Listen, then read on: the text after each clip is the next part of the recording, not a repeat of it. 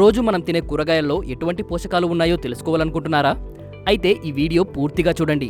కూరగాయలలోనే ఆరోగ్య రహస్యాలు తెలుసుకుందాం రండి. అత్యధిక ప్రోటీన్ ఉన్నది బఠానీ, తక్కువ ప్రోటీన్ ఉన్నది కీరదోసకాయ.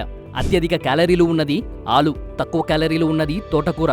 అత్యధిక కొవ్వు ఉన్నది ఆలివ్, తక్కువ కొవ్వు ఉన్నది బీరకాయ. అత్యధిక ఫైబర్ ఉన్నది బ్రోకలీ మరియు బఠానీ, తక్కువ ఫైబర్ ఉన్నది కీరదోసకాయ. విటమిన్ సి ఎక్కువగా ఉన్నది క్యాప్సికం, తక్కువగా ఉన్నది వంకాయ.